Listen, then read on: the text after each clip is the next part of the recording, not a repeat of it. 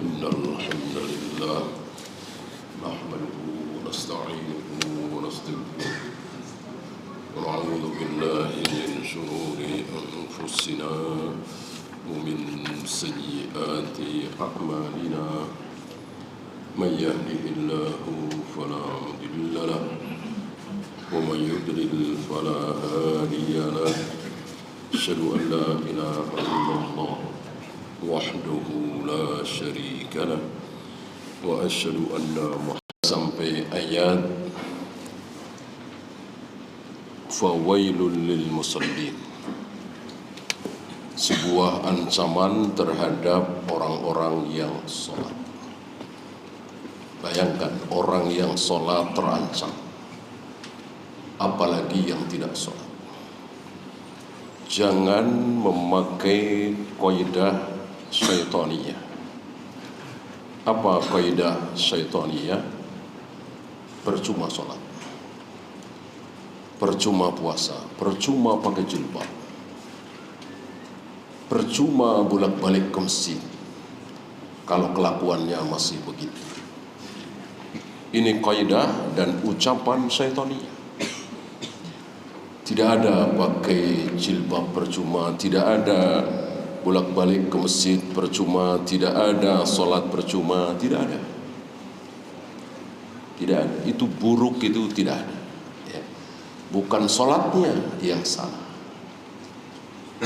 Gitu ya. Ada sesuatu. Ada sesuatu. Oleh karena itu, ketika para ulama membahas tentang khusyuk sholat, itu ada 5 atau 6 yang dibahas. Bukan hanya sholatnya, ada hatinya, ada niatnya, ada gerakannya, dan ada sesuatu setelah sholat. Ya. Jadi bukan sekedar sholat, bukan satu hal.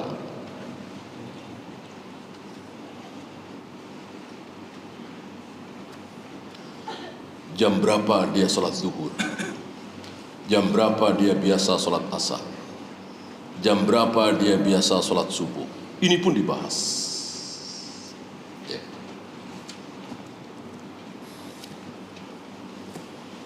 Apa yang dia lakukan setelah salam? Apa yang dilakukan sebelum takbiratul ihram? Ini pun dibahas.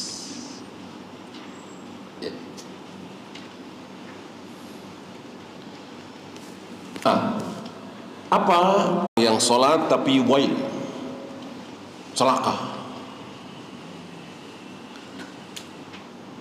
Alladzina hum an sholatihim sahun, yaitu orang-orang yang sahun di dalam sholatnya.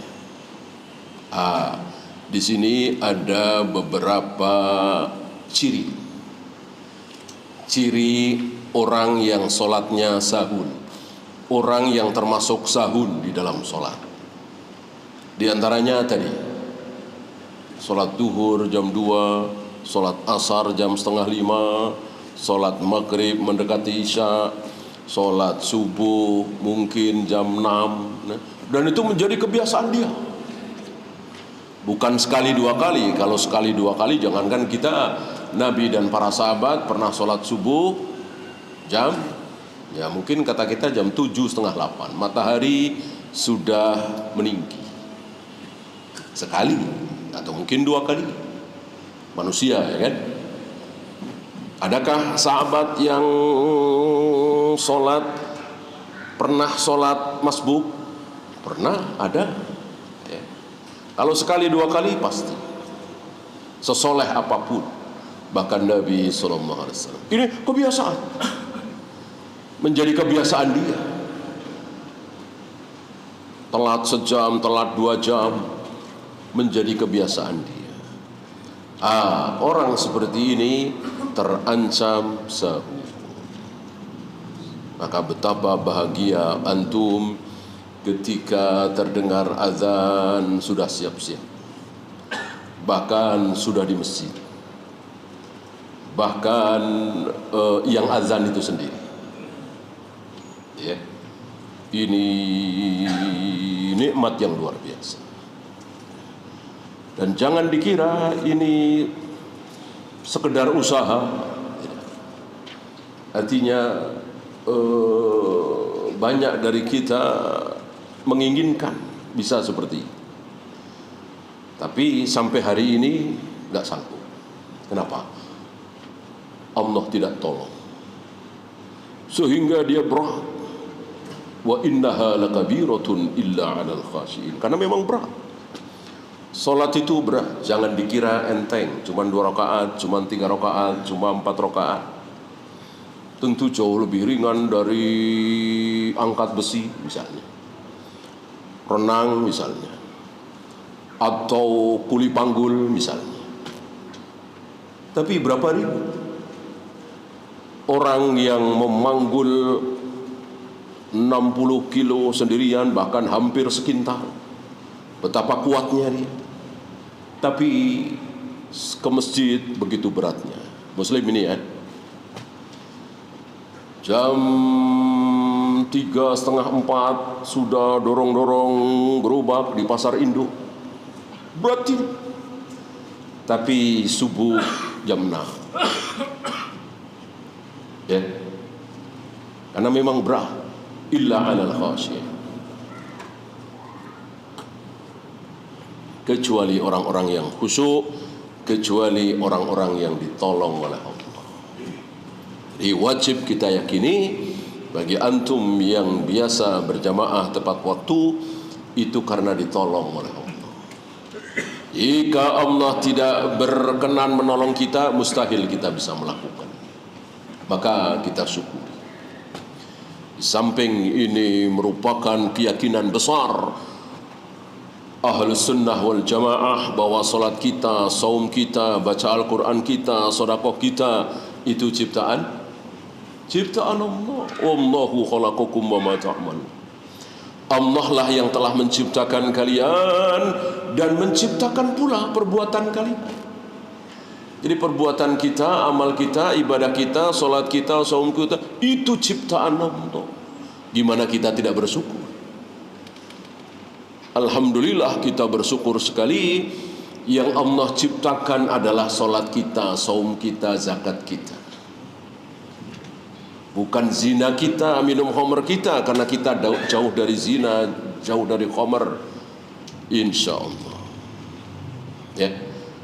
Dan betapa menyedihkan, kasihan sekali saudara-saudara kita yang diciptakan amalnya oleh Allah apa? Berzina, minum khamr, berjudi, korupsi. Itu semua ciptaan Allah untuk dia. Bersyukur kita. Ya. Kemudian ciri selanjutnya jauh dari sunnah Nabi. Jauh dari sunnah Nabi. Nabi menjauhkan sikut dari pinggang saat sujud. Salah sendiri ya. Dia merapatkan. Gitu. Atau minimal laki-laki agak renggang, perempuan rapat. Ini tanpa dalil sama sekali. Laki dan perempuan tidak ada perbedaan dalam sholat. Baik laki, baik perempuan, terkena sabda Nabi apa? Sallu kama ra'aitumuni usalli. Salatlah kalian persis seperti cara salatku. Rasulullah tidak mengatakan untuk yang perempuan persis seperti Aisyah, Khadijah, enggak. Mau laki mau perempuan ikuti Nabi sallallahu alaihi wasallam. Bahkan yang meriwayatkan sikut Nabi jauh dari pinggangnya saat sujud siapa? Perempuan. Salah satu istri Nabi ya. Sampai beliau mengatakan seandainya ada anak kambing yang mau lewat di bawah ketiak beliau itu bisa. Karena renggang, bersayap. Solat ketika solat sendiri. Termasuk bid'ah-bid'ah yang lain. Nabi tidak pernah baca usolli sebelum takbiratul ihram, dia baca usolli.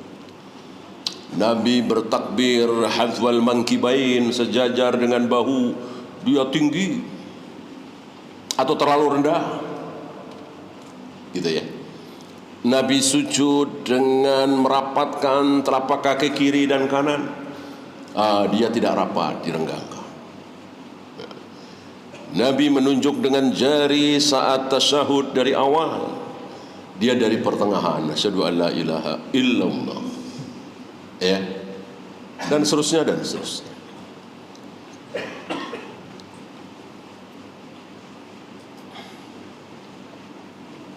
Ini pun terancam sahun. Salat caranya tidak mengikuti cara Nabi sallallahu alaihi wasallam. Apa hukum mencontoh cara salat Nabi dari takbir sampai salam? Jawabnya wajib. Bagaimana tidak wajib? Sementara itu perintah Nabi. Sementara mereka hafal kaidah al-aslu fil amri lil wujub. Hukum asal dari sebuah perintah adalah wajib. Saya kira anak-anak orang-orang pesantren itu tahu kaidah ini. Hukum asal dari sebuah perintah, mau perintah Allah, perintah Rasulullah, adalah wajib. Bisa-bisanya mereka mengatakan nunjuk jari saat tasahud aja tidak wajib. Yang wajib tasahudnya, gitu ya. Sedekap mau dimanapun tidak wajib. Yang penting sedekap, bisa-bisanya. Sementara Nabi sedekap di dada, tidak di bawah pusar, atau bahkan tidak sedekap. Banyak kaum muslimin, antum bisa lihat Masjidil Haram, Masjid Nabawi, mungkin di negeri kita juga ada salat tanpa sedekah. Padahal ini tidak ada khilaf. Kalau turun sujud ada yang dengkul dulu, ada yang tangan dulu, masih ada khilaf. Ya. Tentang duduk iqa'ah, tentang duduk tawaruk, iftiras 2 rakaat, ya masih ada. Tapi kalau berdiri tidak sedekap, tidak ada. Tidak ada satupun sahabat yang melakukannya. Seluruh sahabat ketika berdiri sedekap. Bolehkah diterima? Tidak boleh. Ijma itu sahabat. Ijma itu sahabat. Ketika para sahabat sudah ijma, maka setelah itu ada khilaf, ya nggak bisa dibilang khilaf. Harus dibilang ijma. Ya.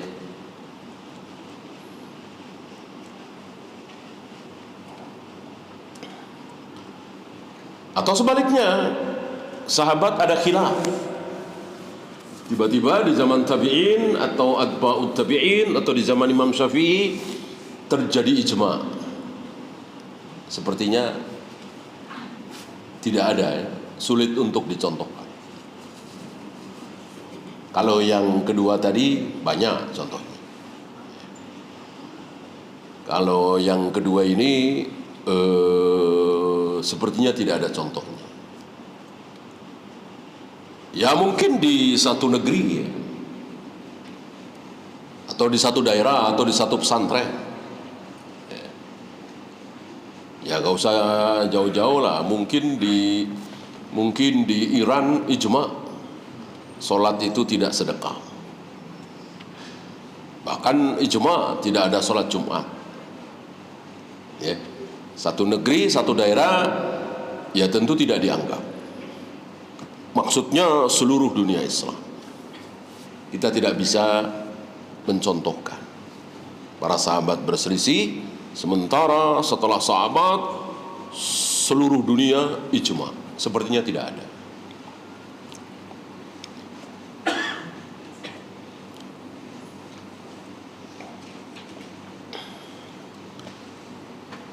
Kemudian apa lagi?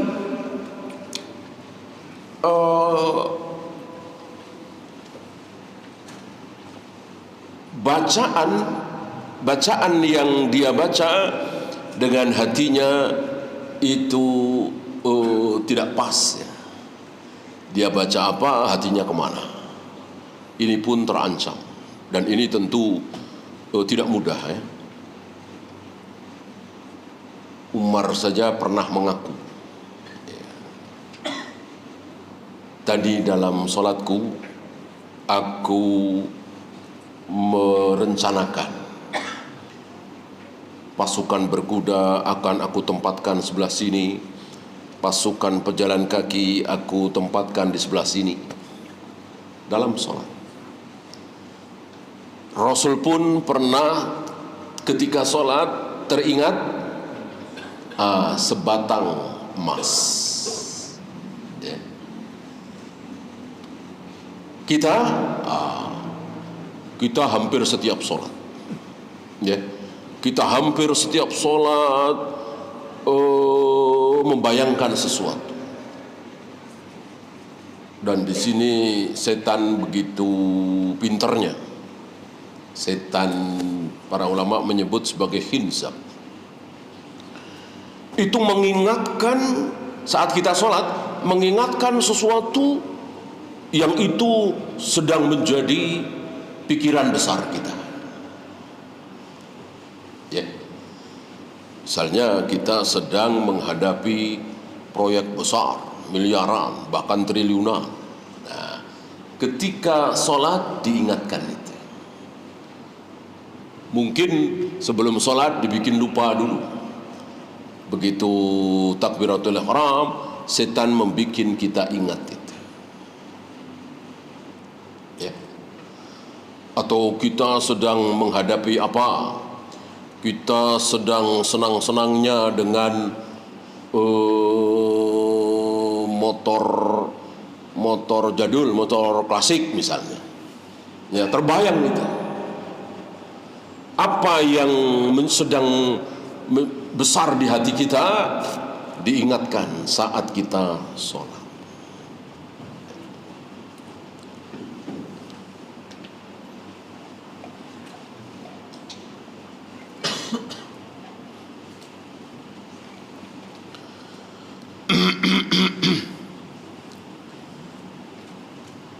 Alladzina hum yura'un. Dan mereka ini ria. Ini syahidnya. Kitab ini babu tahrimir riya, bab tentang haramnya riya. Ini ayat ke-6, alladzina hum yura'un. Riya. Beliau bahas tentang riya.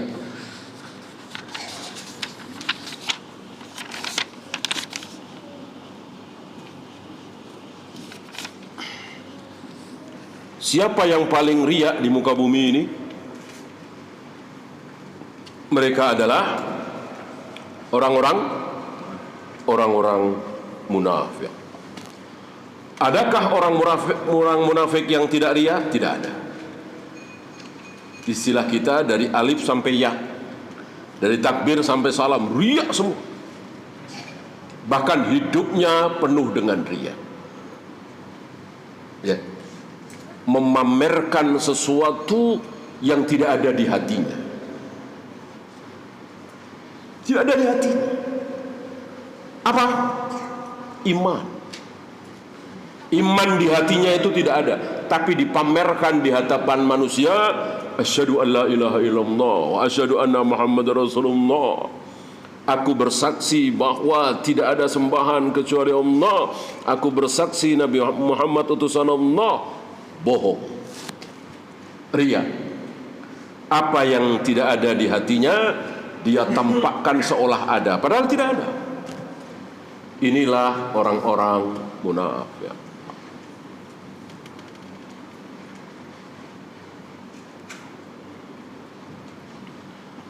Maka sesungguhnya orang munafik itu muslim apa kafir? Jelas kafir. Jelas kafir, bukan muslim. Walaupun baca syahadat, walaupun sholat, walaupun saum, walaupun jihad, dan nampak dari sholatnya, nampak dari jihadnya. Bagaimana sholat mereka? Malas-malasan, malas-malasan.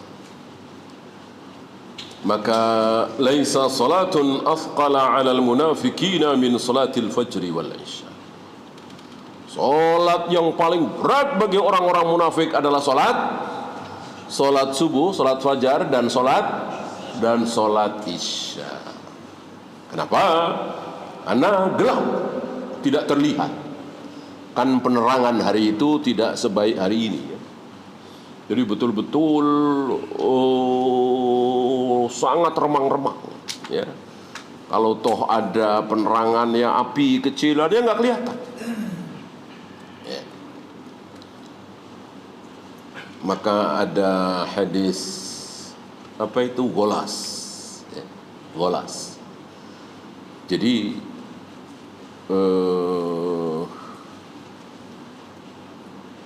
ketika sholat subuh itu imam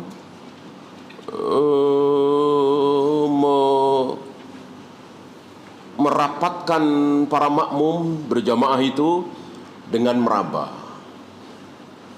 karena ya tidak terlihat secara terang benderang, tidak seperti hari ini ya. Ada riwayat para sahabat itu tidak tahu siapa di sebelahnya ketika takbiratul ihram ya.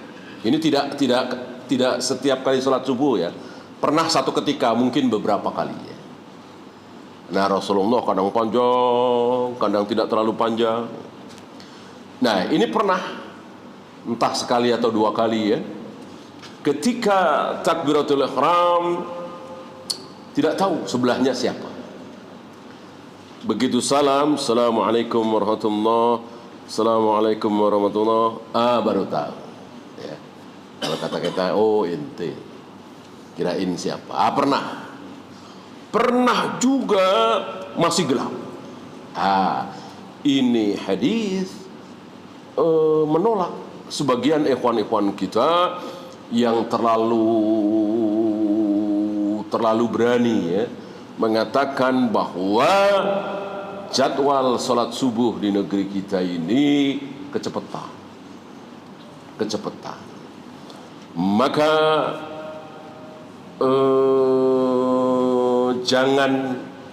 jangan ikut sholat berjamaah subuh bersama umumnya kaum muslimin. Tunda setengah jam lagi, 40 menit lagi. Ini buruk sekali. Ini sangat buruk. Kalau betul seperti itu, silahkan datang ke penguasa, rubah jadwalnya. Ini masalah besar, bukan masalah kecil. Jangan kemudian mengambil langkah sendiri. Kejadian di beberapa masjid ya, sengaja ya, kalau sekali dua kali datang ke masjid setengah jam setelah kaum muslimin salam, 7 orang 10 orang berjamaah. Kalau sekali dua kali mungkin, ini hampir setiap hari lah. Ini jadi fitnah, pernah kejadian. Ini Bu. Di samping itu menyalahi hadis tadi. Terkenal para ulama menyebut sebagai hadis golas. Artinya ketika selesai sholat subuh masih gelap. Ya. Mereka anak-anak muda ini yang keliru ini, yang kecepatan ini mengatakan ketika sholat subuh itu bahkan sudah harus mulai terang ya, jelas ini keliru ya.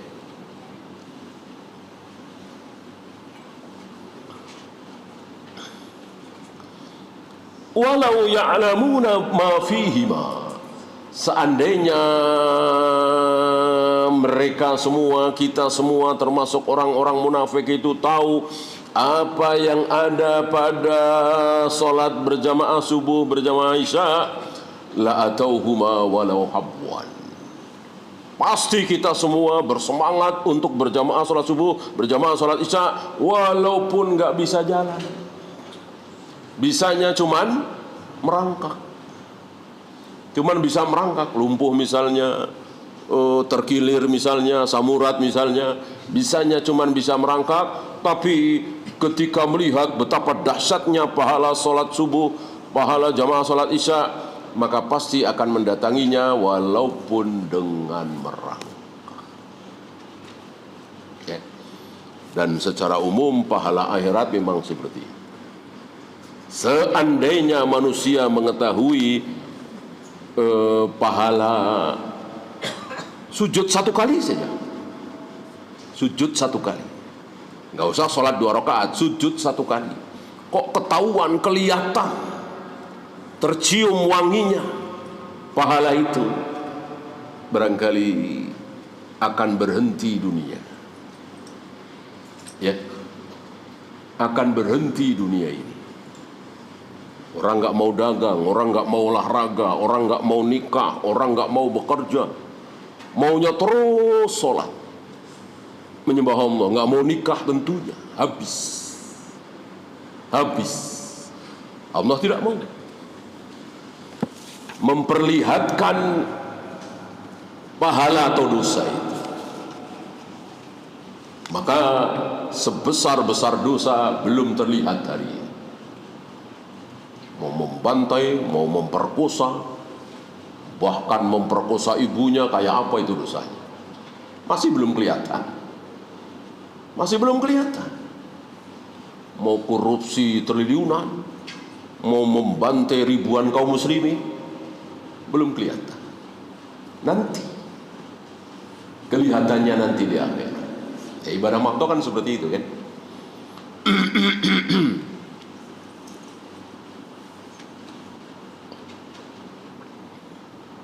Seandainya di penjara, seandainya akhirnya jadi sakit-sakitan, seandainya akhirnya menjadi lumpuh, stroke, bertahun-tahun, itu kecil sekali. Sangat kecil sekali dibanding dengan siksa neraka nanti.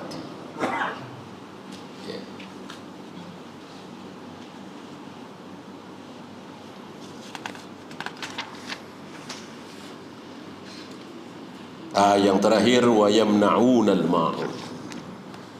Maka ini menjadi nama surat, ya, Al-Ma'un. Maksud dari ayat ini, kita disuruh untuk membantu melakukan apa saja yang bermanfaat bagi orang lain, walaupun manfaat itu sangat sederhana. Ambil contoh misalnya imatatul adza 'anit thariq, menyingkirkan duri gangguan dari tengah jalan. Barangkali sebagian orang melihat ini kecil sekali, tapi jangan mentang-mentang kecil lalu tidak ada perhatian. Tetap kita perhatikan. Ya, sekarang kita masuk hadisnya. 1616.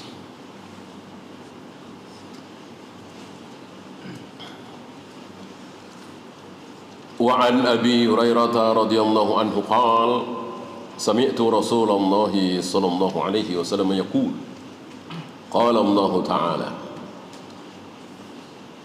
Ini hadis diriwayatkan oleh Imam Muslim, sanadnya sampai ke Abu Hurairah, sampai ke Rasulullah, bahkan sampai ke Allah. Jadi tidak berhenti pada diri Rasulullah, tapi berhenti pada diri Allah. Terkenal dengan istilah hadis qudsi. Hadis qudsi adalah hadis yang sanadnya sampai kepada Allah. Adapun hadis yang sanadnya sampai kepada Rasulullah disebut hadis marfu. Ada lagi hadis yang sanadnya tidak sampai ke Rasulullah, jangankan ke Allah, ke Rasulullah aja nggak sampai, cuman berhenti di sahabat. Namanya mauquf. Ya. Kalau berhenti di tabi'in, jadi ke Abu Hurairah aja nggak nyampe, ke Anas bin Malik aja nggak nyampe, ya, hanya berhenti di tabi'in, masih disebut hadis. Artinya para ulama ini tidak sombong. Imam Bukhari, Imam Muslim, Abu Daud, Nasai, Tirmidzi bukan orang-orang sombong seperti hari ini. Oh, ini kan bukan kata Nabi. Ini bukan kata Nabi, bukan hadis ini. Kan ada ormas yang seperti itu, ormas Islam maksudnya. Tokoh ormas Islam ini. Mana ini? Mana hadis ini? Enggak ada qala Rasulullah. Enggak ada fa'ala Rasulullah. Ini seolah lebih pintar dari Bukhari, Muslim, Abu Daud, Nasai, Tirmidzi dan seterusnya. Imam Bukhari masih menyebut hadis ketika itu ucapan Abu Hurairah, ketika itu hanya ucapan Anas bin Malik, ketika itu hanya perbuatan Ibnu Umar, perbuatan Ali bin Abi Thalib. Oh, banyak sekali di Bukhari. Apa kita mau katakan Bukhari nggak faham ini bukan sabda Nabi, bukan perbuatan Nabi, kok dimasukkan dalam kitab sahihnya? Ya, tentu ini ucapan yang sombong. Kenapa? Karena para sahabat lebih faham dari siapapun tentang sabda Nabi. Para sahabat lebih faham dari siapapun tentang perbuatan Nabi. Nah, disinilah Syekh-Albani bersikeras, ngotot untuk menyuruh murid-muridnya, jamaahnya memotong jenggotnya setelah segenggam. Padahal nggak ada riwayat dari Nabi. Nggak ada Nabi memotong jenggotnya segenggam, nggak ada riwayat. Atau ucapan Nabi, potonglah jenggot kalian setelah segenggam, nggak ada. Yang ada perbuatan sahabat. Perbuatan Abu Hurairah, perbuatan Ibnu Umar, perbuatan Ibnu Abbas, memotong jenggotnya segenggam. Apa iya kita mengatakan Abu Hurairah, Ibnu Umar menyelisihi sunnah Nabi? Berani-beraninya tiga sahabat ini memotong jenggotnya segenggam padahal Nabi tidak. Berani kita lancang seperti itu. Tentu mereka bertiga ini lebih tahu dari siapapun bahwa Nabi memotong jenggotnya setelah segenggam, hanya tidak ada riwayat. Gitu. Kenapa tidak ada riwayat? Ya orang udah tahu semua. Tidak diriwayatkan. Alhamdulillah ada riwayat dari Abu Hurairah, dari Ibnu Umar. Ini jelinya kaum salaf. Ya. Yang bukan salaf begitu sombongnya mengatakan, biarin aja itu kan Abu Hurairah. Biarin aja itu kan Ibnu Umar, bukan Rasulullah. Betapa sombongnya. Berarti kita suudzon kepada Abu Hurairah, Ibnu Umar, berani menentang Nabi sallallahu alaihi wasallam. Ya.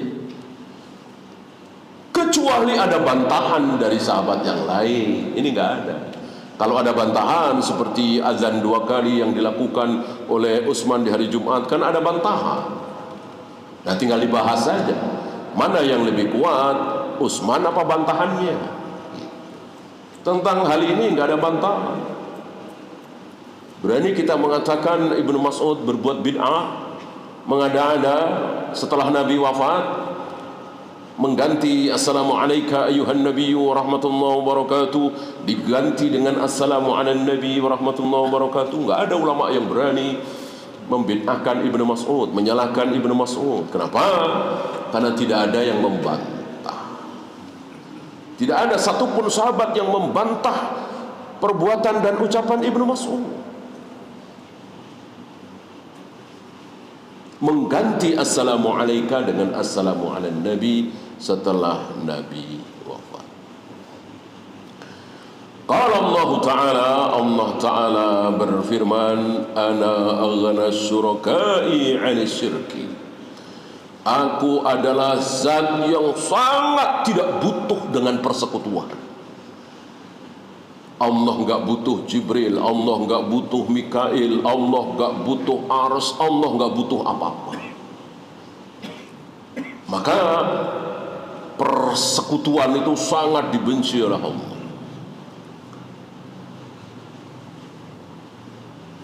Adapun manusia butuh. Siapapun butuh persekutuan, kecuali Allah. Allah tidak butuh. Man amila amalan, barang siapa yang melakukan amalan. Nakirah tanpa alif lam, ini lil istighraq. Artinya apapun amal, itu amal baik ya. Mau mahdoh, mau ghairu mahdoh. Asyraka fihi ma'i ghairi, yang dari amal itu dia sekutukan antara aku dengan selain aku. Banyak dari kita seperti itu ya. Pujian Allah pengen, pujian mertua atau calon mertua pengen juga gitu. Pujian manusia pengen juga, pujian Allah pengen juga. Ini persekutuan. Dipuji-puji oleh Allah pengen, dipuji-puji oleh manusia pengen juga. Pahala dari Allah pengen, pahala dari manusia, imbalan, gaji, uang dan seterusnya pengen juga ya. Ini maksud asyraka fihi ma'i ghairi. Dari amalan itu dia menyekutukan aku dengan selain aku ya. Maka taraktuhu wa syirkahu, aku tinggalkan dia dan sekutunya. Allah nggak mau terima. Allah nggak mau terima. Padahal ingin ridha Allah juga, ingin pahala juga, ingin dicintai oleh Allah juga, ingin disayang oleh Allah juga. Allah nggak terima. Allah hanya menerima yang murni, yang tidak tercampur. Kalau tercampur aku nggak terima. Inilah beratnya ikhlas. Ada di antara kita yang benci pujian? Saya kira nggak ada. Ada di antara kalian yang benci, tidak suka uang, pangkat, jabatan? Insya Allah tidak ada. Kita semua senang itu, suka itu. Nah, ketika dicampurkan dengan kecintaan Allah, ridha Allah, pahala dari Allah, Allah nggak terima. Disinilah para ulama mengatakan, salah satu contohnya Al-Imam Sufyan Ats-Tsauri, tidak ada yang lebih berat bagiku melebihi menjaga keikhlasan. Berat, sangat berat ya. Karena ikhlas ini sudah berat, dari zaman dulu aja udah berat. Sekarang insya Allah lebih berat ya. Maka karena keikhlasan ini sesuatu yang sangat berat, jangan diperberat lagi, jangan ditambah berat lagi. Apa misalnya tambah berat? Iya. Pamer, masang status, masang, ya sehari ini kan mudah sekali ya. Kalau dulu harus nelpon orang ya, supaya tahu kalau kita sedang umroh gitu ya. Sekarang nggak pakai nelpon, tinggal klik. Kenalan kita tahu semua. Kita sedang di depan Ka'bah gitu ya. Dengan ucapan yang indah tentu. Terima kasih ya Allah, Engkau telah sampaikan aku di depan rumahmu. Ya ngomong aja sama Allah, pakai nulis ya. Allah suruh baca begitu ya. Allah tahu apa yang ada di hati kita. Kalau memang betul sedang bicara dengan Allah, nggak perlu yang lain tahu.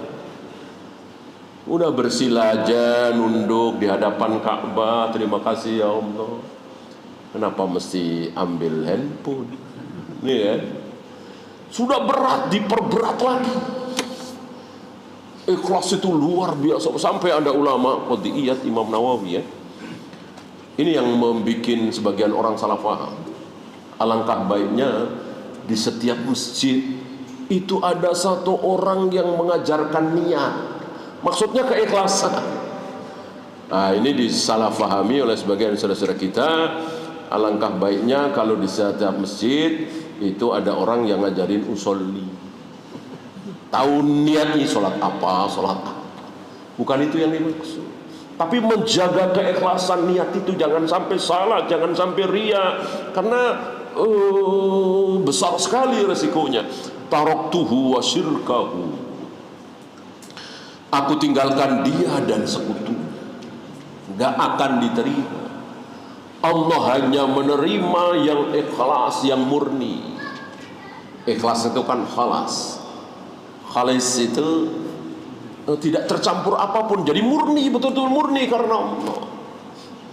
Maka kalau tercampur kok ikhlas, nggak ada orang riya kalau begitu. Semuanya akan ikhlas semua. Mana ada sepamer-pamernya, seriak-riaknya seorang muslim, nggak pengen pahala, nggak mungkin. Pasti pengen pahala. Nggak pengen surga, nggak mungkin. Pasti pengen surga. Pengen ridho Allah, pasti. Walaupun dia orang yang paling pamer. Kalau muslim ya. Ya silakan adzan dulu. Sallallahu ala Muhammadin sallallahu alaihi wasallam. Wa akhiru da'wana alhamdulillahi rabbil alamin.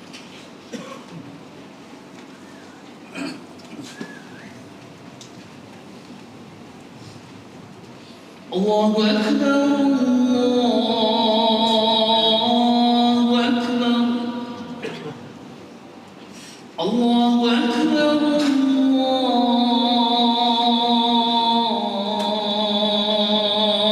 akbar. Asyhadu an la ilaha illallah. Asyhadu an la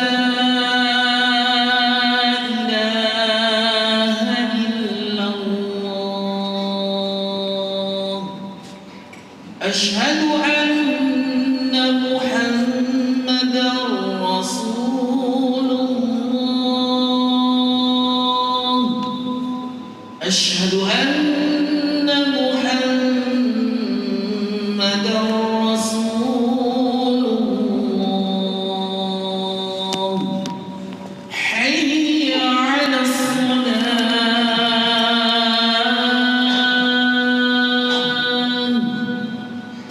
حي على الصلاة.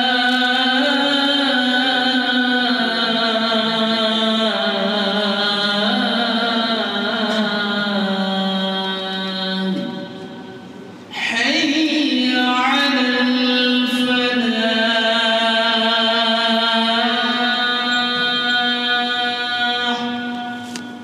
حي على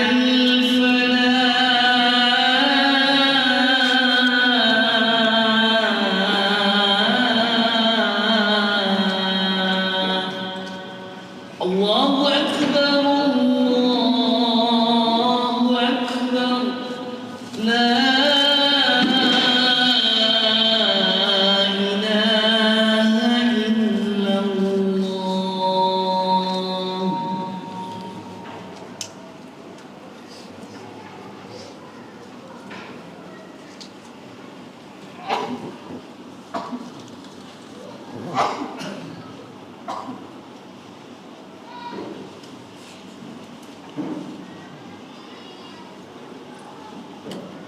Alhamdulillah, salatu wassalamu ala rasulillah. La hawla wa la quwwata illa billah. Ada pertanyaan? Assalamualaikum Ustaz. Assalamualaikum. Ustaz, bagaimana dengan kita mencari maisha Ustaz? Kan ketika kita mencari maisha berdagang atau kerja Ustaz, kan ada harapan kita itu mendapatkan uang atau gaji ya Ustaz. Sedangkan di situ juga ada perintah Allah untuk ibadah itu mencari maisha. Itu memisahnya seperti apa Ustaz? Ya, menarik pertanyaan ini. Jangan sampai kita salah faham bahwa seluruh kebaikan itu hanya boleh kita lakukan karena Allah saja, tidak boleh tercampur. Boleh. Boleh. Kan kebaikan itu ada dua. Apa dan apa? Iya. Kebaikan, ketaatan kepada Allah, ibadah itu ada dua. Yang ratusan itu ya, mungkin ribuan ya. Ada sholat, ada puasa, ada zakat, ada haji, ada tawaf, ada sa'i, ada berbakti kepada orang tua, ada jujur, ada amanah, ada cari nafkah. Kan ratusan itu. Dibagi berapa? Dibagi berapa garis besarnya? Dibagi dua. Apa dan apa? Ya, mahdoh dan ghairu mahdoh. Yang tidak boleh berharap uang, sanjungan, pujian manusia, itu yang mahdoh, ya. Sholat misalnya, tawaf, sa'i misalnya, kok berharap uang? Ya nggak boleh. Berharap pujian nggak boleh. Adapun yang ghairu mahdoh, nikah, cari nafkah, boleh. Bahkan saat antum sedekah, antum lihat misalnya, misalnya orang sedang kesakitan, ya, kesakitan, antum kecelakaan, antum langsung tolong bawa ke rumah sakit. Ini kan perbuatan baik ya. Antum cuman pengen orang ini sembuh, tertolong jiwanya, ya. Dan antum nggak inget pahala, surga, ridha Allah, nggak inget. Yang inget gimana caranya orang ini segera tertolong. Ikhlas kah? Ikhlas karena Allah? Iya. Karena ini ghairu mahdoh. Gitu. Ya tentu jauh lebih baik ketika antum mudah-mudahan ini dapat pahala dari Allah, kelas. Nanti Allah akan tolong saya nanti di akhirat. Lebih bagus lagi. Ketika antum tidak ingat itu semua, antum cuman kasihan sama orang ini, mungkin itu adik antum atau anak antum, itu adalah kebaikan. Ya, paham ya? Jadi yang tidak boleh berharap apapun, hanya boleh berharap ridha Allah saja, pahala saja. Itu khusus ibadah mahdoh.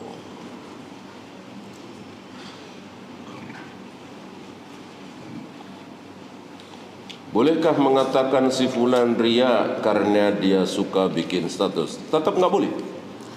Jadi tanda sebesar apapun tidak boleh kita simpulkan bahwa tanda-tanda dia riya besar sekali. Tetap kita tidak boleh menyimpulkan, mentakyid. Habis salat Jumat ada yang berdiri di depan. Saudara-saudara saksikan saya nyumbang masjid ini, pembangunan masjid ini 10 miliar misalnya, ya. Bolehkah kita tuduh dia riya? Tidak boleh. Bahwa ada tanda besar bahwa dia riya, betul. Jangan dituduh, karena betul-betul itu di hati. Ya. Sebaliknya ada orang yang mau nyumbang pakai ngumpet-ngumpet, ya, mindik-mindik. Kita bilang dia ikhlas. Bolehkah? Nggak boleh juga. Jadi betul-betul riya dan ikhlas itu hanya Allah yang tahu. Maka lihat ulama-ulama kita ketika melakukan kebaikan, misalnya menulis kitab, kan pasti dibaca ya oleh orang lain, kaum muslim. Kalau sholat malam kan nggak ada yang tahu, bisa. Sedekah nggak ada yang tahu. Kalau nulis kitab ya pasti ada yang tahu kan, orang dibaca. Maka para ulama seringkali kepada para pembaca mohon doakan supaya aku menulis kitab ini ikhlas karena Allah. Itu minta didoakan. Gitu. Tidak seperti kita ya. Tidak pengumuman ya. pada para pembaca saya sampaikan bahwa saya nulis kitab ini ikhlas ya. Kalau kita kan begitu kan, saya ikhlas ya. Kayaknya ikhlas itu mudah sekali. Padahal yang paling tahu keikhlasan seseorang hanya Allah. Mau ikhlas, mau riya, hanya Allah yang tahu.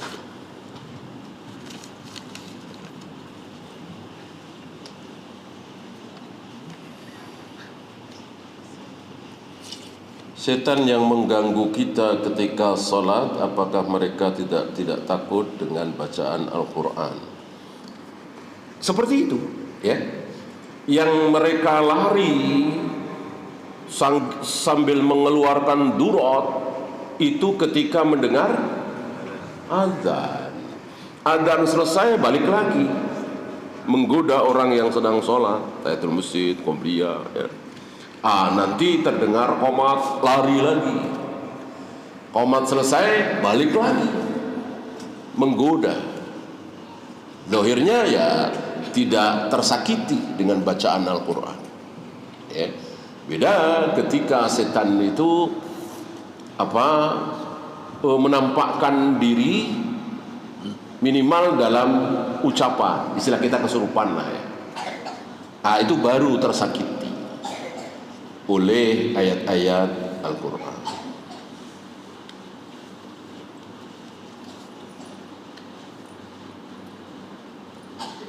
Bolehkah membayar zakat penghasilan kepada zakat penghasilan? Kalau yang dimaksud zakat profesi amaliyah ini bid'ah ya. Bolehkah membayar zakat kepada teman kita yang terlilit hutang? Boleh. Jangankan teman, saudara boleh. Jangankan saudara. Ibnu Mas'ud apanya? Istrinya Ibnu Mas'ud? Ke suaminya Ibnu Mas'ud. Membayar zakat diberikan kepada suaminya boleh. Kalau suami terhadap istri tentu tidak boleh. Nah, zakat tidak boleh diberikan kepada orang yang di bawah tanggungan nafkah, istri, anak, atau mungkin keponakan yang ada di rumah kita tanggung seluruh nafkahnya, biaya sekolahnya, makannya, dan seterusnya. Tentu tidak boleh zakat kita berikan ke dia. Ya. Adapun teman, tetangga, dan seterusnya boleh. Terlilit hutang kan gharim kan? Termasuk yang boleh menerima zakat. Istilahnya mustahil, ya.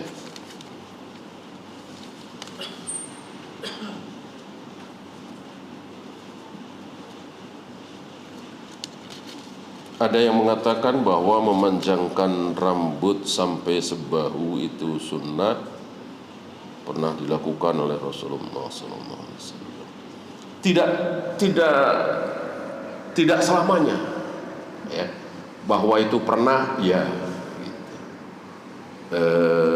Maka mengatakan itu sunnah, kalau betul sunnah, saya kira ya seluruh sahabat seperti itu. Pernahkah Rasulullah habis rambutnya dibotakin? Ya pernah ketika tahallul, ya kan? Apakah kemudian langsung panjang? Ya tentu tidak.